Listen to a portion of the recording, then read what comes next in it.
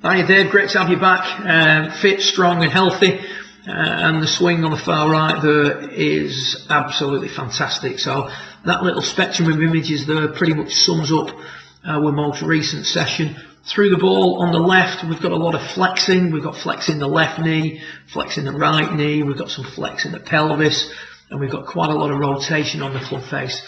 A lot of that's based on what you did in the past. It's nowhere near as bad as it was, but it's not as tidy as we would like it. In the middle, we'd started on working on swinging through, keeping the arms straighter, and that was starting to bring the exit down a little bit, calm the face rotation down a little bit, and starting to get rid of a little bit of flex in the knees. So the act of stopping quicker, or in your case, the act of keeping the arms straight, and that was the feel, keep the arms bolt straight on the way through, was starting to encourage your body to work differently.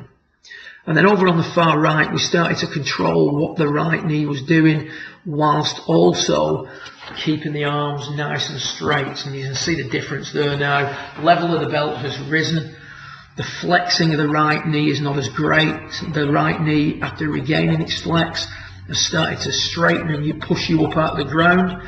That's brought the hips out of the forward tilt. So if we look at the angle of the hips at that point, very much angled down. Here, angled down much less. So the level of the belt has raised gradually throughout the session. The right foot is more banked in, less of a gap between the knees.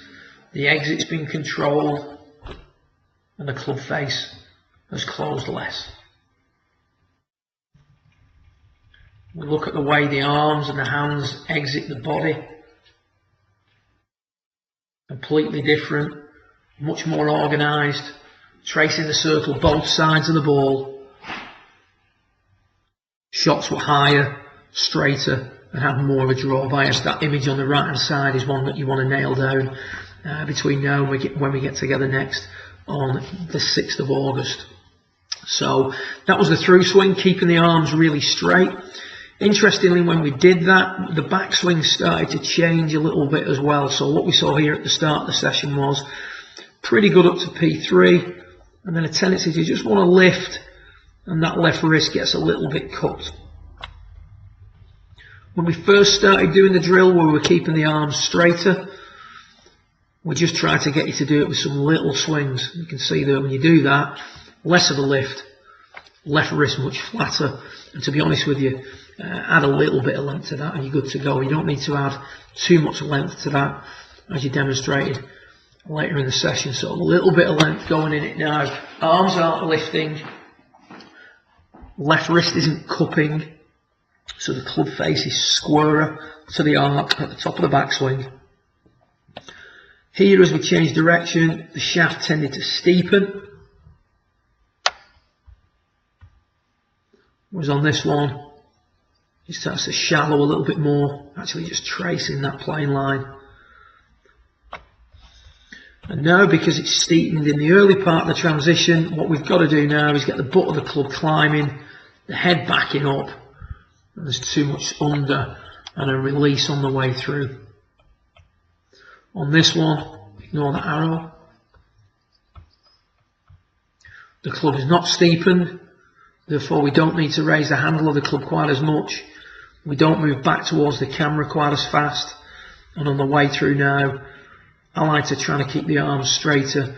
You can see a much better position in relation to the arms. Nowhere near as much. You mentioned the feeling of that right arm working out and over. You can see the difference between those two positions. Much more linear movement. The hips are continuously on the right, turning, extending and sliding. Really good position. Nowhere near as much steepening, then trying to shallow it out, and then trying to turn the corner at the bottom on the way through. And we run that through to the finish. Absolutely fantastic move on the right. From there, like you say, just give it the Hogan, soften the arms, and away you go. Great action. I'm just going to get that up one more time for you on the main screen. You mentioned that the first trip you made was 12 months to the day of this lesson. and without a shadow of a doubt, in 12 months, this is the best swing I've seen you make. The difference between that and the first swing you made on this session, and particularly the first swing you made on our initial session, is just night and day. Beautiful through the ball. Mike Bennett, Grant Waite, you can take your pick. That's absolutely fantastic. Picture perfect. Keep it up. Keep working on the drill. And I really look forward to watching this one progress in the coming months. Well done.